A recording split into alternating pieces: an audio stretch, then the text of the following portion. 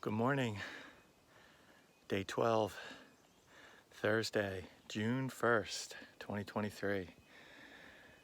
We've been hiking, climbing for about an hour now. Had a little excitement at base camp this morning. I got up in the middle of the night twice, like ready and raring to go, hoping for a big day today. So when it got to be close to daybreak, I started a cup of coffee. And I know from past experience, just wait until the water boils before you start getting things situated in the tent. It only takes a few minutes, but impatient me, ready and raring to go, couldn't wait. So I go grab a stuffed sack to throw it outside the tent, and I knock the jet boil over, about 3/4 of the water all over the tent. Ugh. So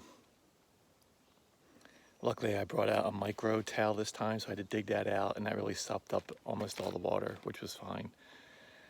Reboil, and as I'm reboiling, and I just had the red light on my headlamp because it's still not quite light enough to see. I hear some rustling outside because now I had thrown a couple stuffed sacks out there. And I see a very well-fed mouse coming towards my stuffed sack that had the tent. So the rain fly's in there because I didn't put the rain fly on last night. So now I got this mouse that's ultra curious about what's going on, and she is pretty bold, keeps coming back. A couple times I caught it like jumping off one of my stuffed sacks. So now I'm like hurrying to get outside of the tent just so I can deter this mouse. Not that I just don't want the mouse to chew anything. If you saw my failed attempt at a Direttissima that I started in early April this year, or late April this year, the night I stayed at the Eliza Brook shelter, it was probably this mouse's relation actually chewed a hole through my tent. So I did not want that again. So yeah, everything worked out fine. No, after that, the mosquitoes were out early, even though it was still kind of cool in the 50s. So that's why I'm making the first video here. And it's already like warming up. I've already delayered. There's like an on and off breeze. I was trying not to put any DEET on, but the mosquitoes were just not relentless, but annoying enough where I had to throw on the DEET. So just taking a little pack break for a second, and we're just gonna keep on climbing up the Carrigain. Awesome. Check in later. All right, day 12 update. We just crossed over 4,000 feet. We're almost done with the switchbacks on the trail, and there's an encouraging breeze up here, so that's nice. It'll keep the bugs away. And I've definitely noticed on the way up that I stink. So I don't always smell myself, but I'm definitely smelling it today. So that's the update, and we'll check in soon. Day 12. We finally popped out above the trees on the ridge. Washington right there in the haze. And we are headed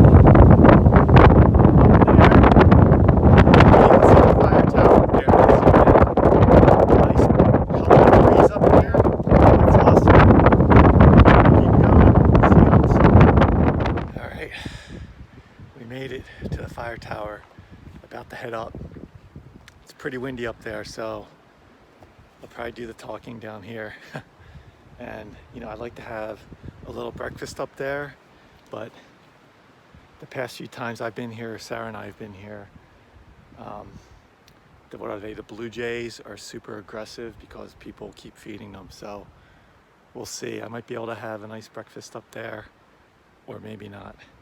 But I will have self-service, which is awesome. Get updated weather for the rain tomorrow, and also try and firm up resupply plans. So stay tuned. I'll just take a shot going the other way. Yeah, it's pretty amazing up here.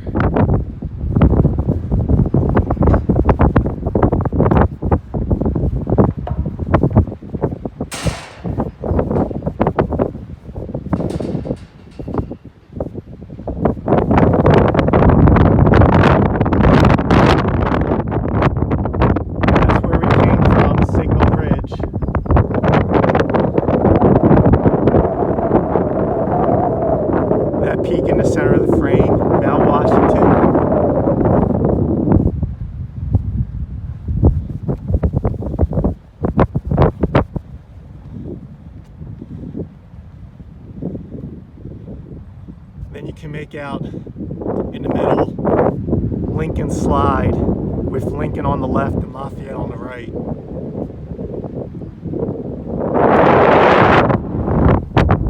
Just amazing 360 views. I think if I had the time, I could actually point out, I think you can see pretty much all 47 peaks, and then plus this one is 48 that I'm doing on this project from this fire tower. Just amazing 360 views.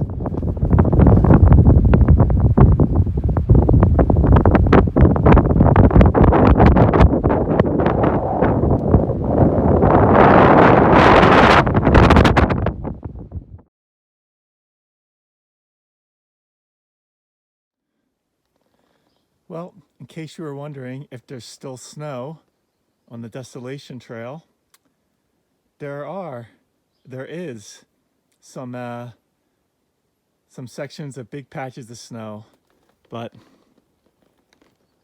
looks like we're getting towards the end of it, and I'll take snow over ice. All right, day 12 update. We made it down to the other side of Mount Carrigain, and now we're going to take the Carrigain Notch Trail and hook up with Shoal Pond. Definitely had some spider webs coming down, so I'm expecting a lot more of the same with the bonus of muddy bogs in Shoal Pond. But before that, I'm going to take the first real break of the day. Hopefully the bugs won't be too bad near the water here. And get going probably in 15 to a half hour. Really going to take a nice little break here. It's a good spot. All right, day 12 update. We've made it to the trail junction for Shoal Pond, which means we have to cross that, which means we've put on some Crocs, and we're going to cross, put the trail runners back on. I'm already getting bombarded with spider webs, so I'm going to have a whole bunch of frequent flyers with me, I think, for this part of the trail. Taking a little break on the Shoal Pond Trail. So far it hasn't been too bad. We've still got about 2 more miles to go before we get to Ethan Pond. But we're just at a nice little water crossing here. I'm just taking a pack break, and the bugs have not been bad at all so far, which is also very nice. Check in later.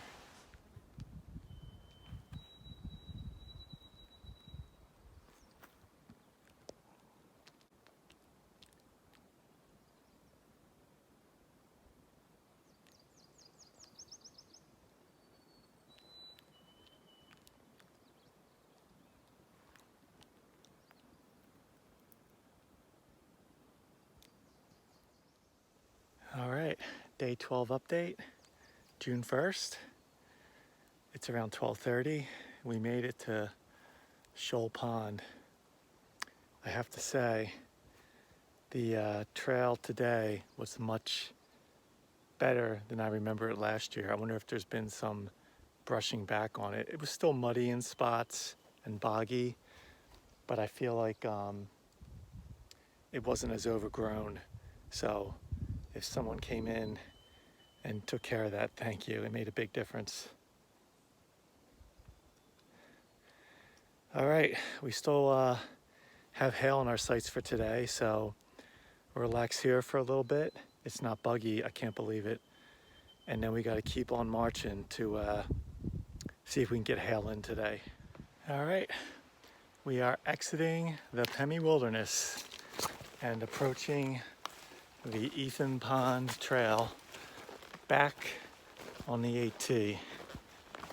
Although for this section of the AT, as we head towards the hut, we'll be going southbound instead of northbound. So, woo-hoo to us. Day 12 update. So it's about 2:30 in the afternoon, and we are camped just outside the 1/4 mile restriction area for Zealand Falls Hut. So now that we're set up camp, we are going to stop at the hut and then continue on to Hale. See you there. All right, quick day 12 update. We made it to the hut. We bought some more breakfast snack kind of stuff because I was running a little bit low on that. Gonna have a little bit of tailwind. The caretaker here is really nice, super cool. They've got 22 guests tonight. I guess they can hold 36, so not a full house. People are enjoying the waterfall over there, so I'm going to have this tailwind and then start making my way over to Hale. All right, 3 o'clock, day 12, 2.5 miles, one way. Ouch. Let's go get it. Whew. All right, it's about 4:30. We made it to the summit of Hale. Woo! I'm gonna find a little shade, give my feet a little air out, and then head on back. We got a long way back. Big day of hiking today. And we're not quite done yet, are we? Yeah, we have about 2.8 to the hut and another 0.3, 0.4 to our tent.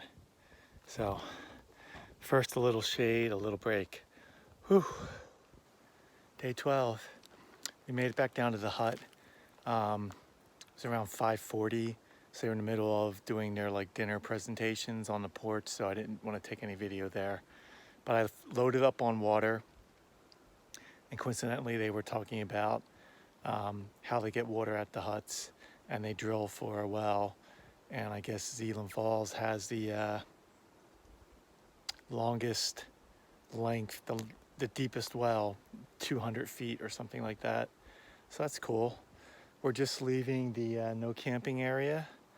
So we are close to our tent and my feet are barking. So we'll see you there. All right, Thursday, June 1st, 2023, day 12. What a day. Big day, big miles. I started hiking at 5:30 in the morning. I was still hiking after 5:30 p.m. Probably stopped somewhere around 6.